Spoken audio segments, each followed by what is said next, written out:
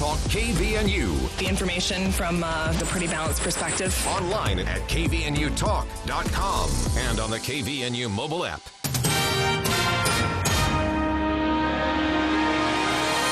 KVNU News Time is 5:05. I'm Bill Walter with this news update brought to you by Cache Valley Pharmacy. A judge has bound Gabriel Alvarado over for trial on charges of raping a woman who is an acquaintance. The 43-year-old Logan man has been in jail since being arrested in April. Alvarado participated in a preliminary hearing in First District Court this morning. He was previously charged with rape, object rape, and forcible sodomy, all first-degree felonies, and domestic violence in the presence of a child, a Class B misdemeanor. Cache County Deputy Attorney Griffin Hazard called Logan City Police Detective Micah Veers to testify. He explained how police officers were contacted after the alleged victim went to the Cache Valley Hospital for treatment.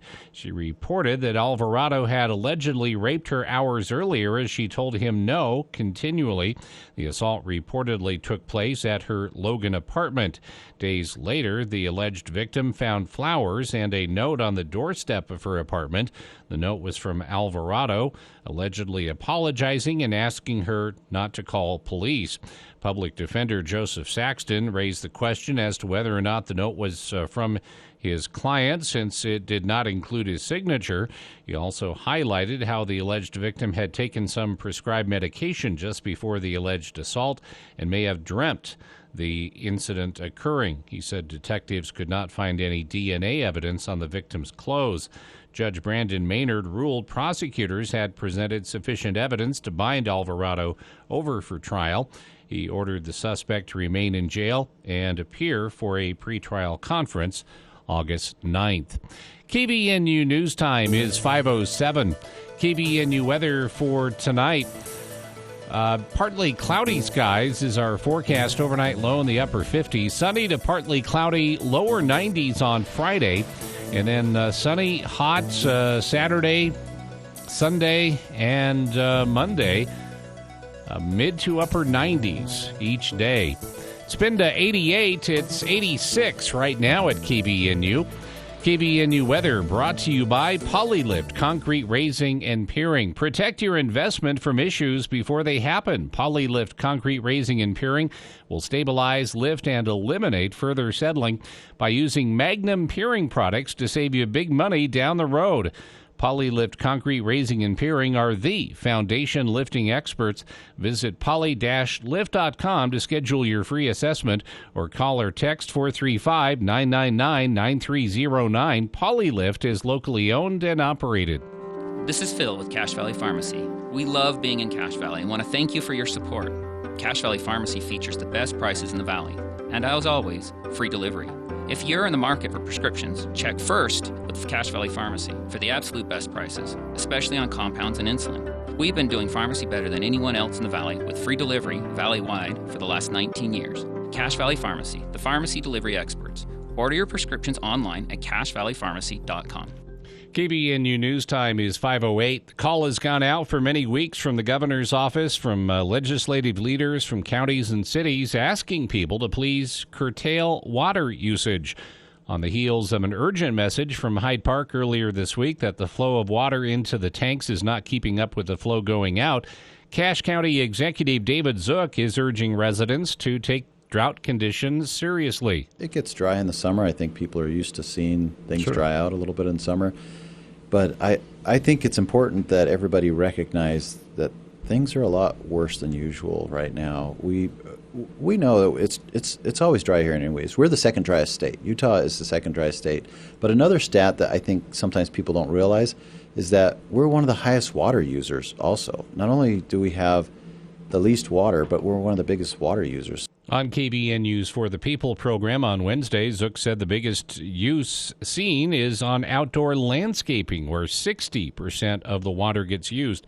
Also on the program was Nathan Dowgs of the Cache County Water Conservancy District. He said that lawns can get by with much less water. Yeah, that's one thing the state is really pushing right now is prioritize your watering. So trees and shrubs, they can't go all summer with no water. They won't go dormant. Sure. they will die. So if you have a limited water supply, you water those first. And then, like David said, limited watering on the lawn. The governor's recommending 2 times per week, which is, about a half an inch each time, so 1 inch per week, more than enough to keep your lawn alive. Zook said in talking with various cities in the county, he found that municipal wells that normally are not affected by seasonal changes because they go down deeper are now being affected as people are watering more. One city told him their levels are already down to where they would be at the end of the summer. And Idaho Governor Brad Little says he'll send 5 Idaho State Police troopers to Arizona for 21 days to help with border security. The Republican governor said today that the troopers will start a 21-day mission on Tuesday to help Arizona law enforcement officials with intelligence gathering and investigative work to prevent illicit drugs from crossing the border. Republican governors Doug Ducey of Arizona and Greg Abbott of Texas sent a letter to fellow governors last month asking for law enforcement help. Little says he's sending the troopers due to what he calls the failed Biden-Harris immigration policies. Little says it will cost Idaho just over $53,000. KVNU News Time is 5:11. For more details on these and other stories, visit CashValleyDaily.com. Information and news you need. News Talk KVNU 610 AM and 102.1 FM. This radio station is proud to provide a patriotic soundtrack to this year's fireworks shows from Logan's Willow Park and Lewiston July 3rd. For your own backyard celebration July 4th and Hiram July 5th. Each evening at 10, tune into this radio station for music and message. Join us as we celebrate the United States of America and pay tribute to the brave men and women who serve. Special thanks to these businesses for sponsoring this year's soundtrack. Schreiber Foods, now hiring and matching wages for qualified candidates. McDonald's, looking for employment? McDonald's wants to help your future. Possibilities start at McDonald's. Apply today. Monson Vision, offering state-of-the-art LASIK vision correction right here in Cache Valley. With joy, we celebrate the United States of America. Tune into this radio station July 3rd, 4th, and 5th at 10 p.m. as we celebrate America the Beautiful. Oh, little piggy! Let me in or I'll blow this building down! Nice try, Wolfie, but this here building's made from steel. All right then, here goes! Gosh, that didn't work. A building from Northern Steel Buildings will keep out the big bad wolf, and they don't break the piggy bank. Visit northernsteelbuildings.com to see their quality work or call 435-677-7300. Northern Steel Buildings. Value from concept to construction.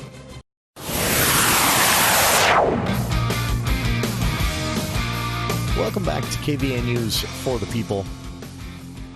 It's always exciting for us to check in with USU's Utah Women in Leadership Project. Some fascinating research coming out of this organization, and we've had a chance to highlight much of it, not all of it, but much of it over the last few months.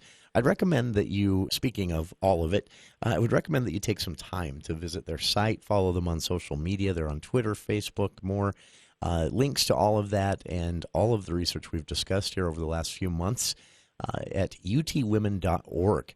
Joining us right now, one of the founding members of the Utah Women in Leadership Project and also inaugural Karen Haight Huntsman Endowed Professor of Leadership at USU's Huntsman School of Business. We have with us Dr. Susan R. Madsen joining us to talk about the latest from the Utah Women in Leadership Project. And this one is right up our alley, literally here at KVNU, because much of this work on the most recent publication deals with women as represented in several different lights, but one specifically we took interest in, the media. Dr. Madsen, appreciate taking some time for KVNU today. Thank you.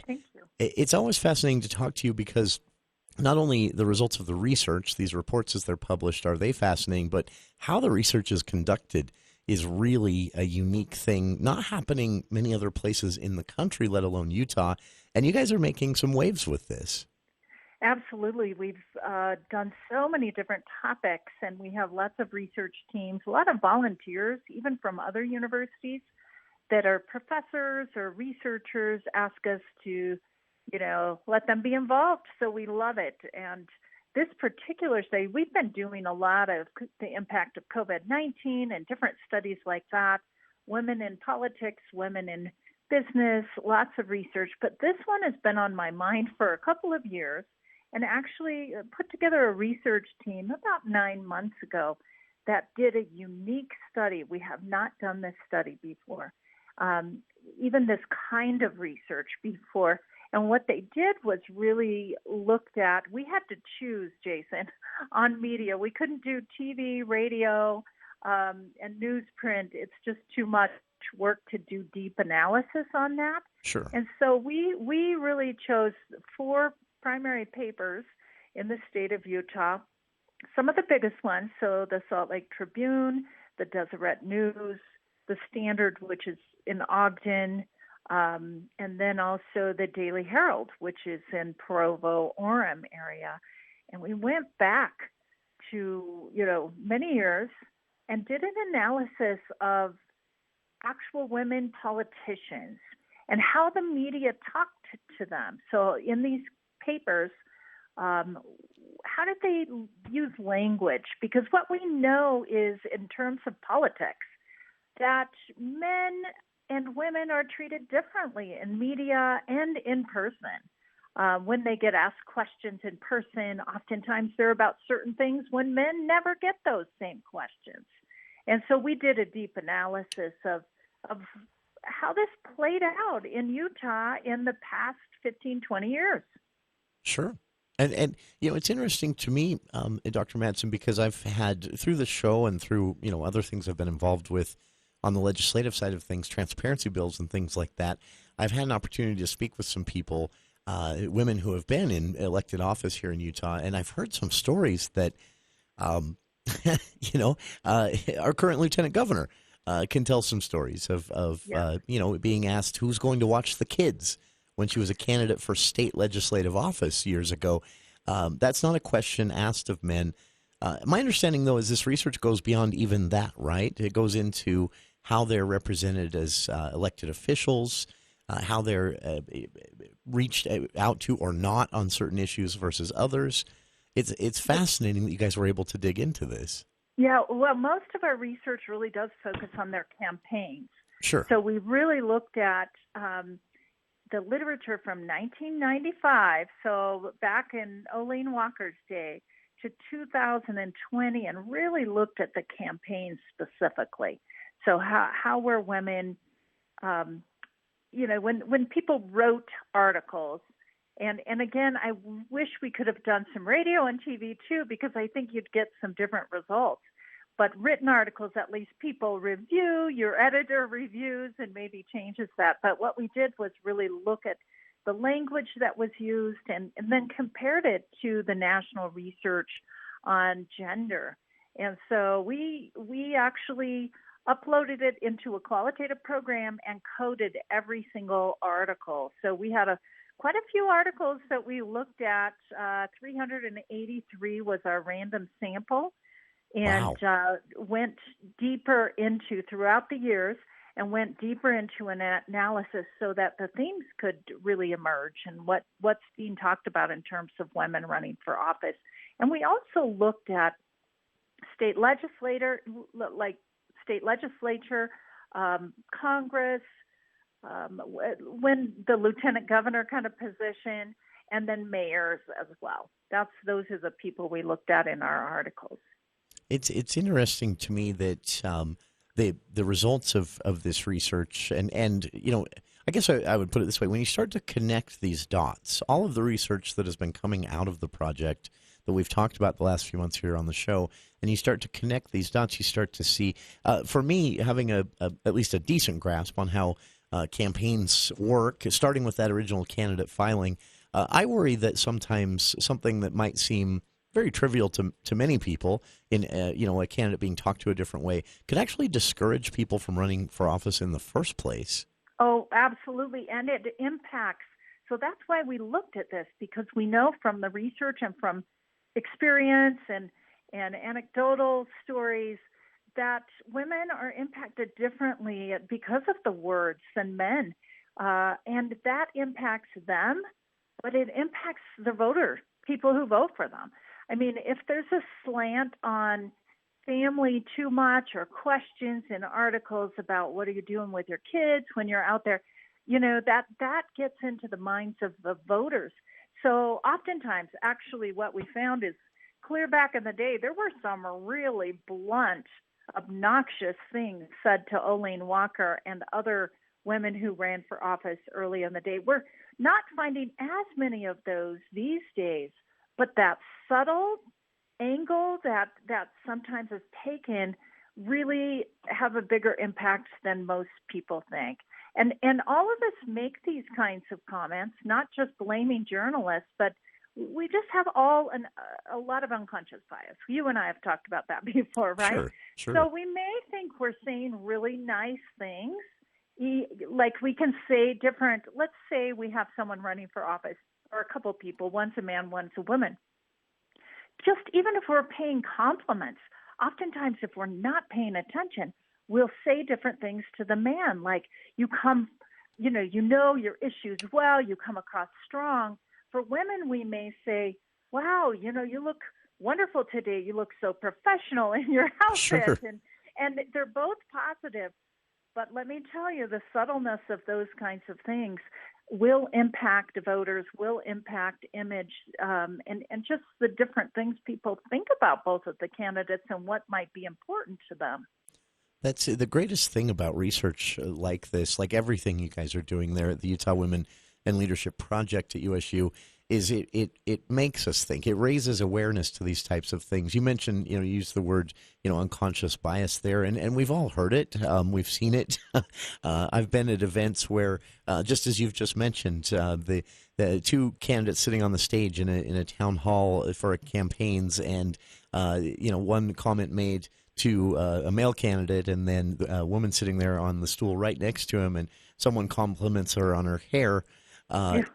It doesn't, for most people, that doesn't stand out as abnormal but this type of research should make us think about that, right? Because to me, the question always comes back again and again: why? Why are the comments different? Why are the questions different? Because that's what we're used to. That's what we're used to, the way we've been raised. And oftentimes, for instance, there's research on the way we treat boys and girls, and even when they're little. And the research is quite clear that we talk about girls' looks even when they're 1, 2, 3, way more than we talk about boys. And then girls grow up, and all of this is very subtle in some ways, but we think it's appropriate when in reality we need to shake that up. One of the examples that we found and we expected this, but we found in our study was that women were getting so many questions on family life. Significantly, when we look at we didn't match exactly men to women in articles, but when you look at the national research, it's very common for women to get so many more questions about their families than do men who are running for campaigns. So instead of women oftentimes being able to focus on the issues, the real stuff that matters, they're answering, well, what are your kids what are you going to do with your kids when you're doing it? Are you going to have to get daycare? That's too bad that you have to get daycare, those kinds of things. But the men don't get those questions. So that really changes how women are perceived and highlights that, especially when they're talked about in media, when so many thousands of people do read this. And it's very subtle, but those things happen. Even the way, like the traits, like I was talking about before, the way we describe a male candidate versus female candidate are definitely different. So and it makes a difference in the way that, again, we as women perceive ourselves and men perceive themselves, but also people that are reading and voting. Sometimes I wonder if it would be an interesting experiment to have an event, maybe staged, and have, say, the moderator talk to a man running for office the way women as candidates are talked to, just to see the audience reaction. I would be curious to see if people were put off by that, hearing the same comments but directed at a man. It's something, I've been interested in for a while, and it's great to see this taking shape in scientific research. And again, for listeners, this is just one of many, many different avenues explored in the research through the Utah Women in Leadership Project at Utah State University. And their website, again, utwomen.org.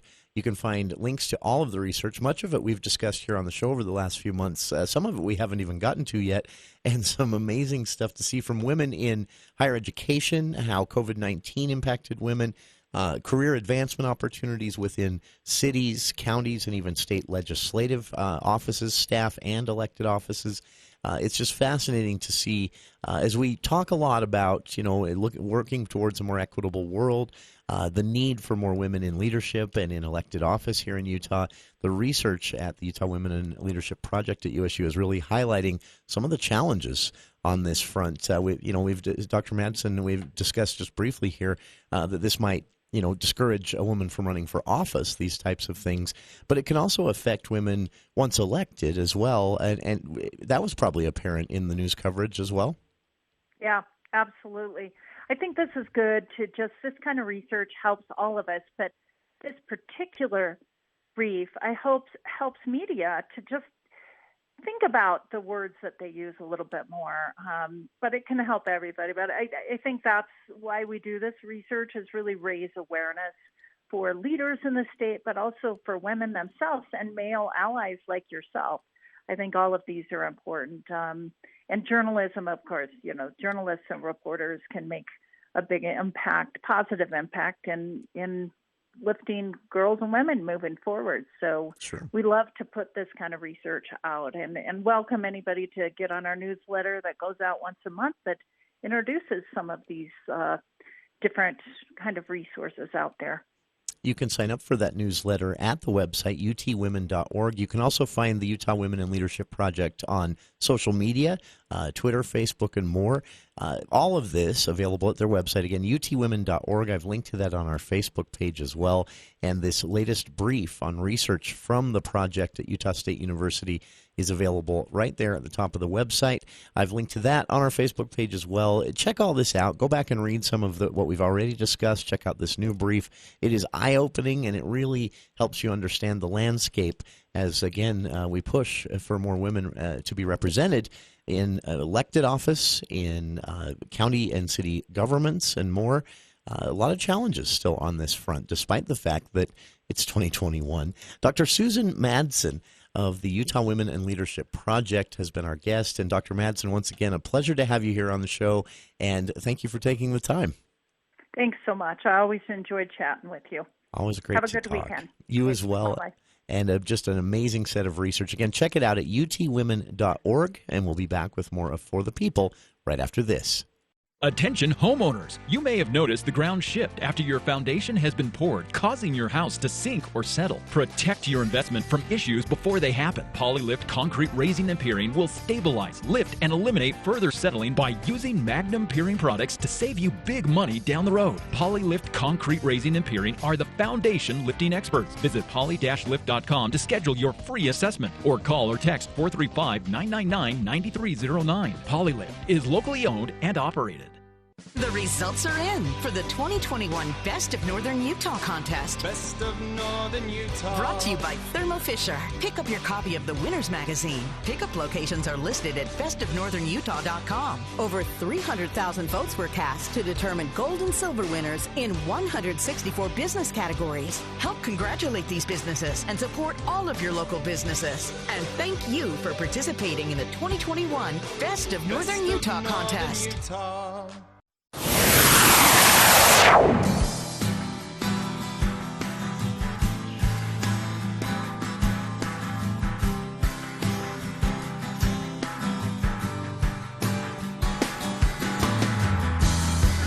Welcome back to KVN News For the People.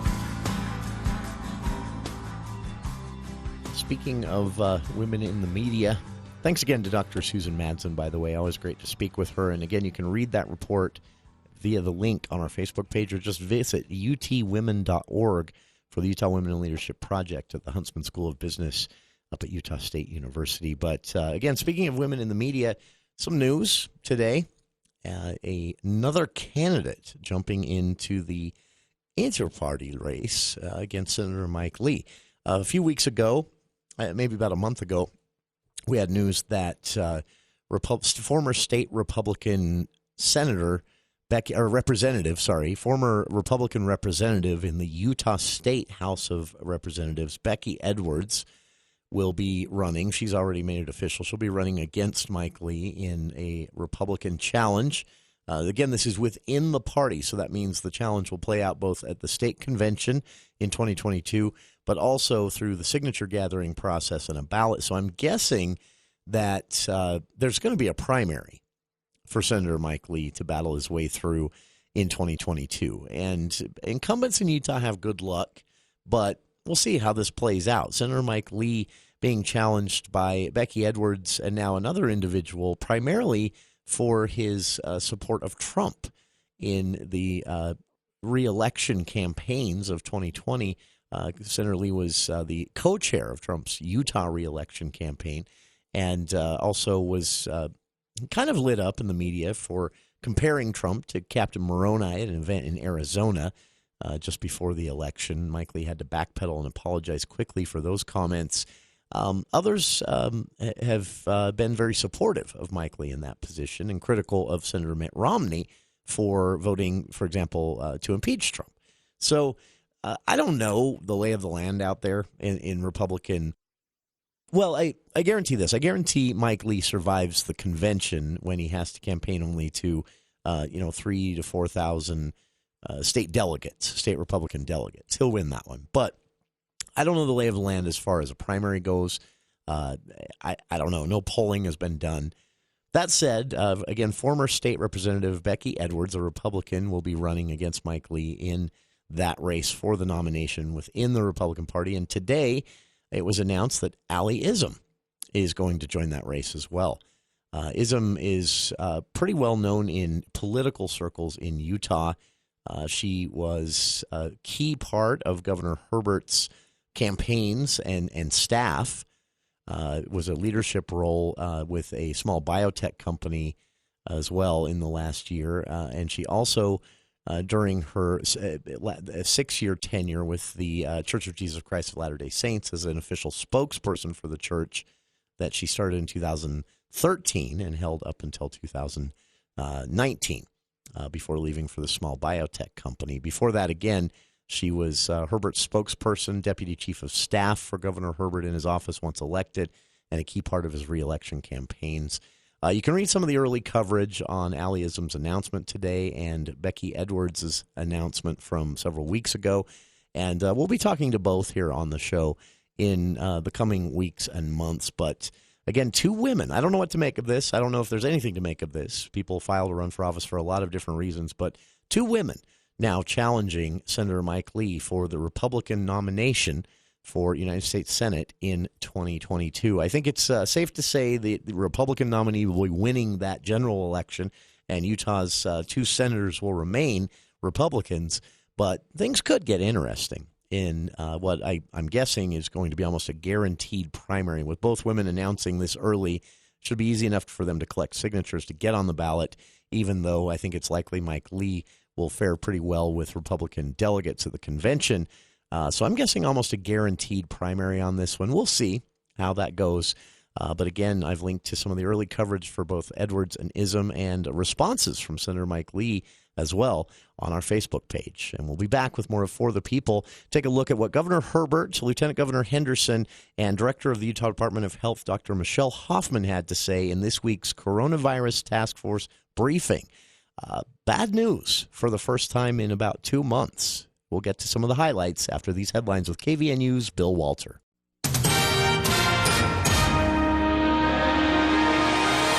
Thank you, Jason. KVNU News Time, 5:34. The news brought to you by the Duck Hunter. Firefighters from multiple agencies were able to quickly contain a wildfire south of Hardware Ranch on Wednesday afternoon. The Ant Flat Fire was initially reported about 1:45 p.m. on Ant Flat Road near Hardware Peak Mountain Estates. According to emergency radio traffic, as firefighters arrived on scene, the blaze was estimated to be about 5 acres in size and spreading moderately. Flames were reported to be threatening nearby structures.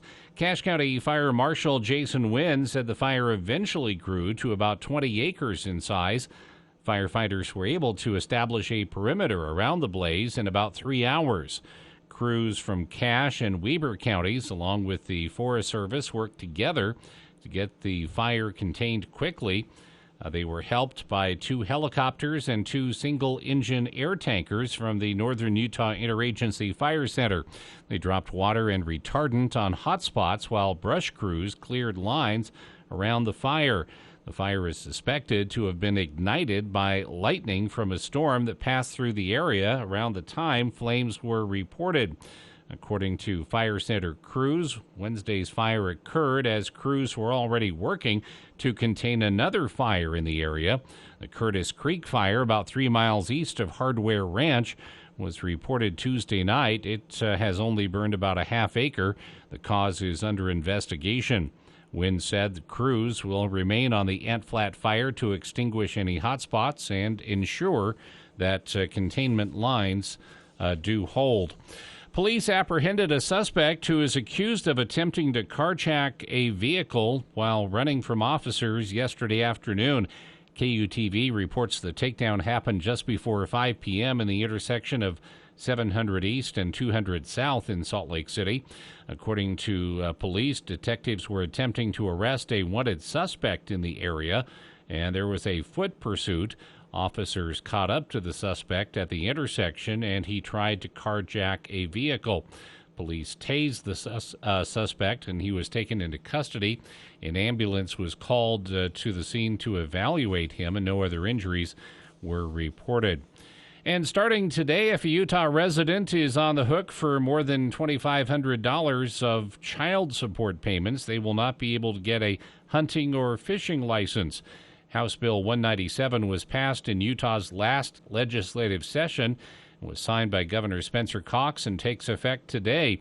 The new law prohibits anyone owing $2,500 or more in child support from harvesting fish or animals in the state as regulated by the Utah Division of Wildlife Resources.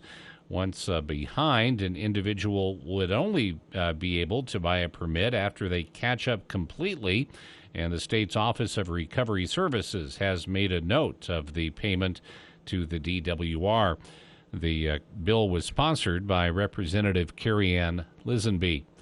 KBNU News Time is 5:37. My friend John Hansen at the Duct Hunter has constantly educated you about the need for ductwork cleaning in your home. But what about your cabin or summer home outside the valley? You need that home's ductwork clean too. With high pollen counts in the mountains, dust always in the wind, and road construction ever present, the old adage of out of sight, out of mind is bad. Give the Duct Hunter a call at 770-4813 to clean out those dirty ducts in your summer home. We are the Duct Hunter. Breathe better, save money, protect your home.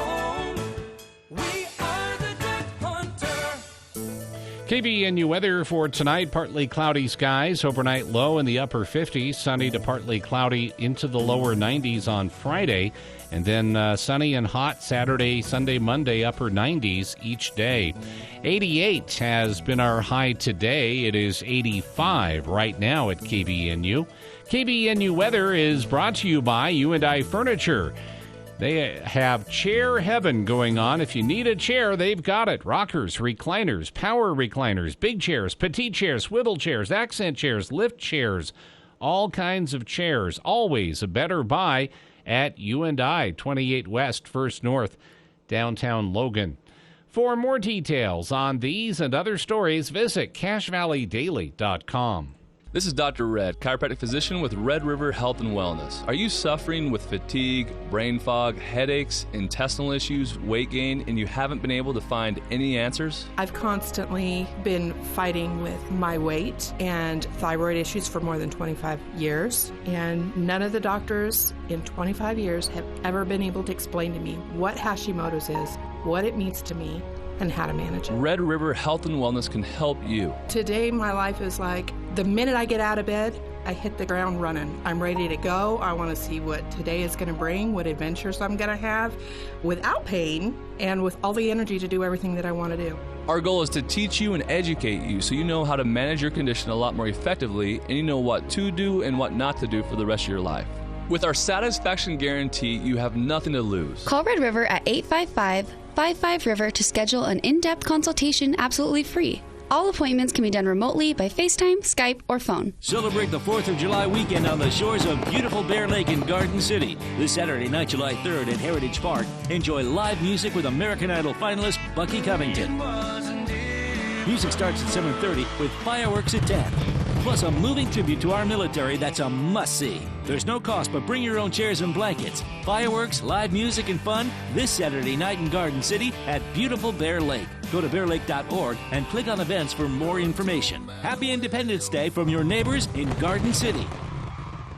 Did you get a landscape plan and now wonder, what's next? You need Canyon Landscaping. They can build any plan into a signature landscape. Since 1999, their team has viewed educating clients as a crucial part of every project. This ensures customers get the best finished landscape for their specific site. No two sites are the same, so be sure to come to the experts with expertise and knowledge of delivering on any landscape plan. Call 752-3838 or go to canyonlandscaping.com. Canyon Landscaping. Look for the leaf.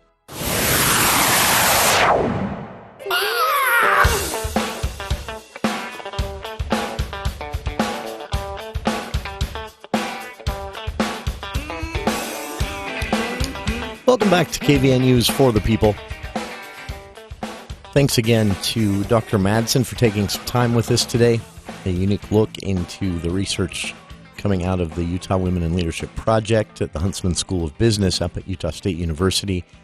This week, again, report out just today with research into women in the media, specifically candidates for office. A good place to start on understanding this. That, and how they're represented in the media, how they're interviewed. It was eye-opening for me included. So check it out. I've linked to it on our Facebook page. Today, Governor Cox hosted his every other week COVID-19 task force briefing.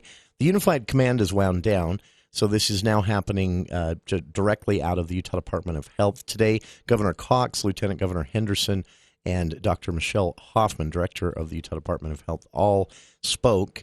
And we'll get to comments from all three of them. But the message that was sent today was one that we haven't heard for a long time, which is that things are headed in a negative direction. We've been hearing nothing but positives for a few months now.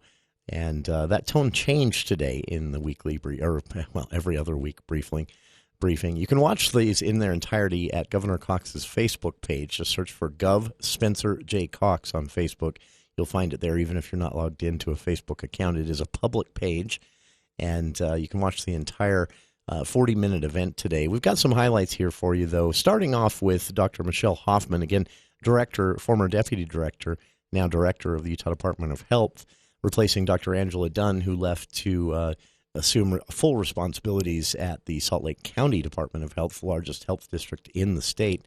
Dr. Hoffman has been on the job for a few months now, and she presented the numerical update and the message that, again, things are, there are some concerning numbers reported today.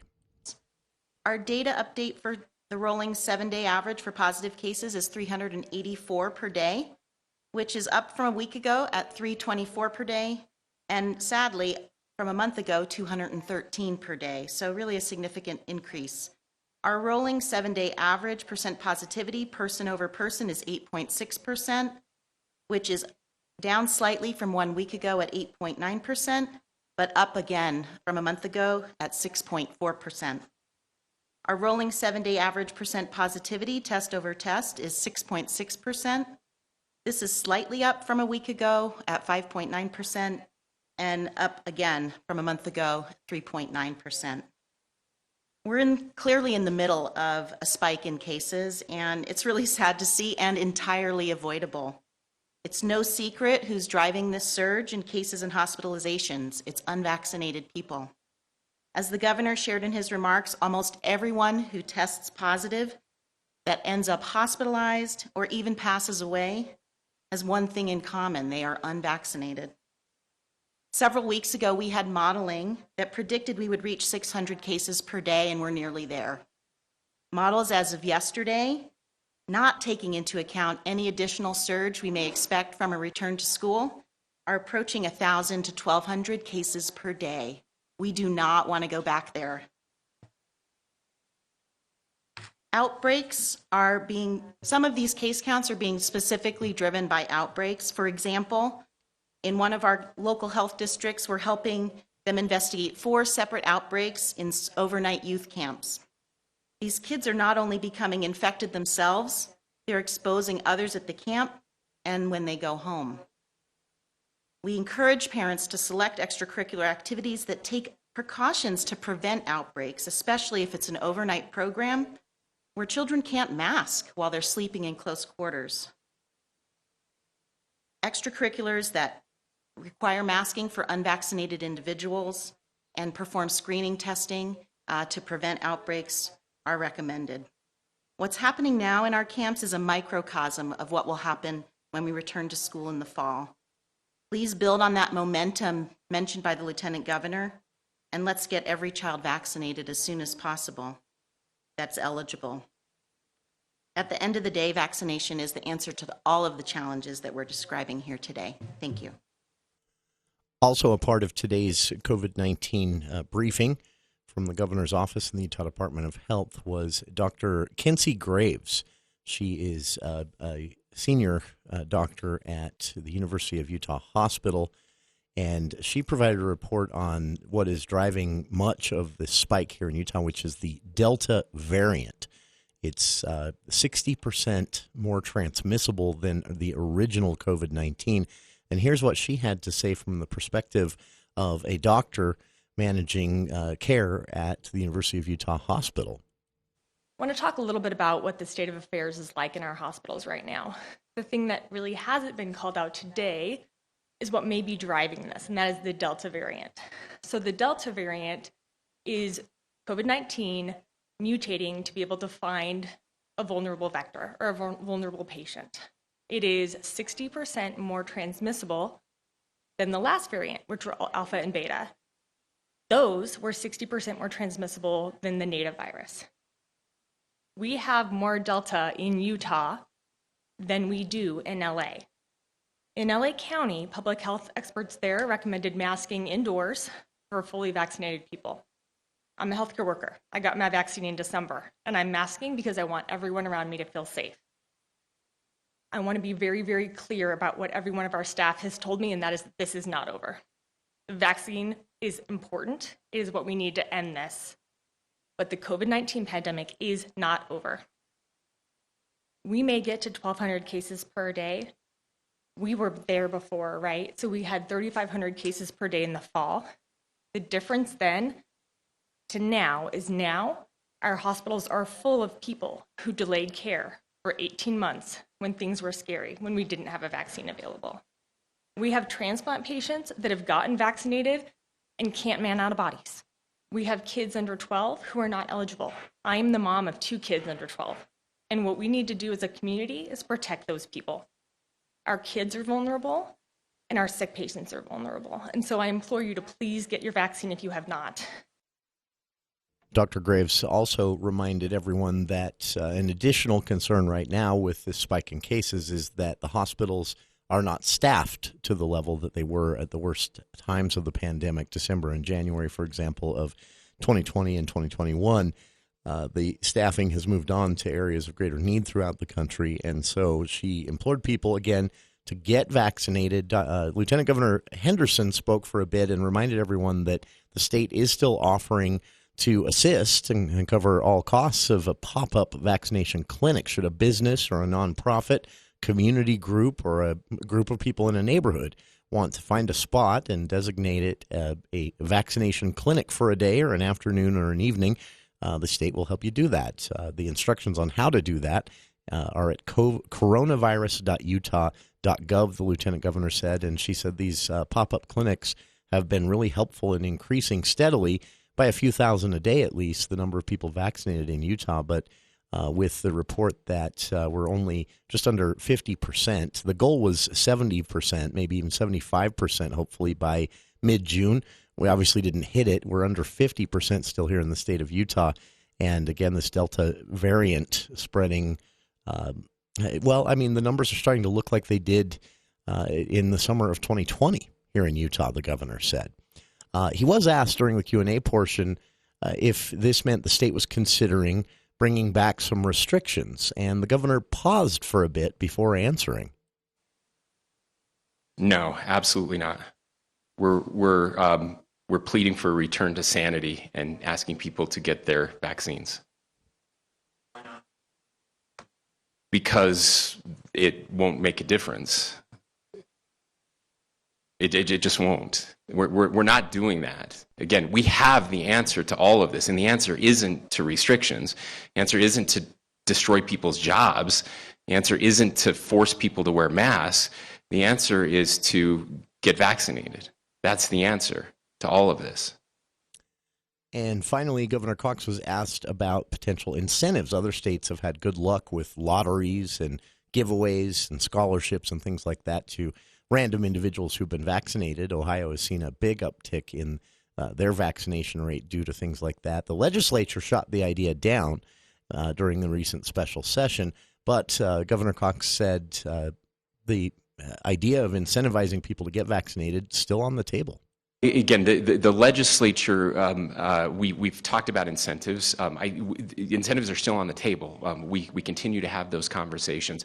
Again, people shouldn't need an incentive. I've said this many times. Like, I don't know, not dying is a great incentive. You know, not sitting in a hospital, wondering if you're going to make it, alone, not being able to breathe, wondering if you'll be able to see your family again because they can't see you in the hospital. But by the way, all those terrible things, they still apply. Like, if you have COVID, you're not having your family come to the hospital. That's not happening. You're all alone. It's scary. It's awful. Talk to anybody who's been there, and they will tell you that it's one of the worst things that's ever happened to them. I've talked to dozens of them, and so that's a really great incentive. Now, again, we're very close. We think we're at 69% with the federal data that we don't have the individualized, but we do have the collective. So we know we're really close to 70%, but it doesn't matter. We keep going. We're going to keep going. And so what we're doing, as has already been mentioned, we're continuing to push out vaccines. I really appreciate our business community responding to our plea a couple of weeks ago. We've seen a significant uptick in businesses that are participating in these programs and offering incentives to their employees to get vaccinated. And we're pushing out. I've talked to some primary care physicians as well. They've had remarkable success in getting unvaccinated patients vaccinated. The problem is that, they're dealing with one or two a day for these primary care physicians, and just they have a conversation, and sometimes it takes a half hour. Sometimes they have to talk for a half hour to convince them to get vaccinated. But they've had tremendous success, but it's slow going. Governor Cox citing there that 69% number. The Utah Department of Health clarified that. There was some confusion after that with the report from Dr. Hoffman. The state was under 50%. Governor Cox clarified that 69% number is what they believe they're at, though the numbers don't reflect it yet, of eligible individuals. The goal, again, is 70% of the entire state, including those children under 12 that aren't eligible. So a long way to go, the governor said today in a statement following this conference. If you'd like to watch the entire thing, it's available on the governor's Facebook page. You can watch that even if you're not logged in or using a Facebook account. Just search on Facebook for Governor Spencer J. Cox. You'll find it there. About 50 minutes long today. Really eye-opening, and there are some highlights for you. We'll be back with more of KVNU's For the People right after this. You've been meaning to call that tree removal service, but you keep forgetting. Something tells me you won't have a problem remembering. Tomorrow. Take care of it before it takes care of you. Call Hold Tree Care. Their certified arborist has over 30 years experience. Trees, shrubs, stump removal. They've never met a challenge they couldn't conquer. Hold Tree Care. 760-6587. Ask about their radio discount. 760-6587. The award-winning Utah Festival is back in action July 7th through the 31st with dozens of musical theater performances, plus late-night cabarets, breakfast with the stars, academy classes, and more. Here's something you should know. Performers are here from Los Angeles, the Metropolitan Opera in New York City, and Broadway. Say what? In Logan, Utah? Totally true. Buy your tickets right now at utahfestival.org. utahfestival.org. My Shiro doesn't always wear a cape, but she always has time for a hug, a smile, for going the extra mile. My Shiro stretches every dollar, puts in long hours, puts others first. But now it's your time, Mom. When you're ready to retire, we want you to be able to enjoy it. Get free tips to help boost your retirement savings now at aceyourretirement.org/Shiro. A public service announcement brought to you by AARP and the Ad Council. These are the sounds of a dinner that almost didn't happen. A dinner now served, thanks to people like you. Due to COVID-19, 17 million more Americans may face hunger. Feeding America is helping our neighbors in need. And if you're able, you can too. Donations are being accepted at feedingamerica.org/coronavirus. Brought to you by the Ad Council and Feeding America.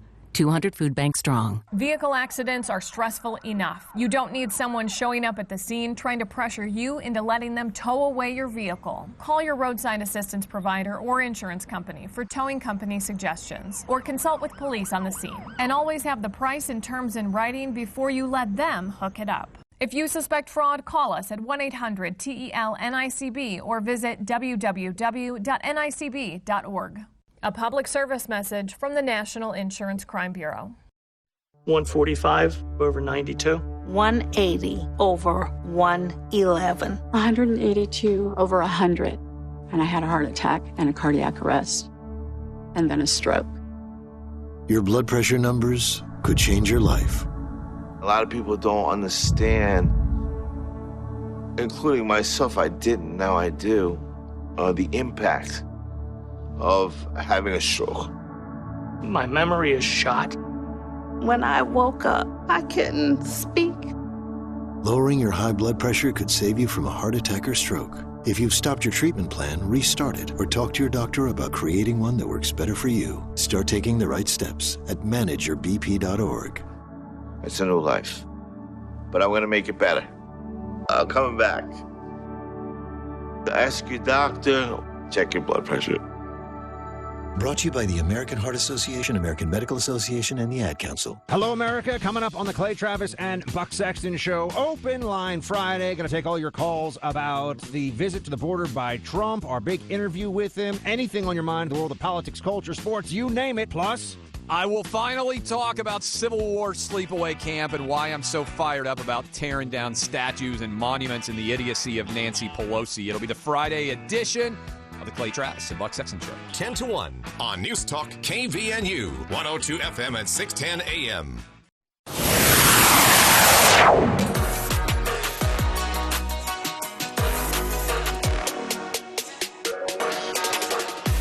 Welcome back to KVNU's For the People.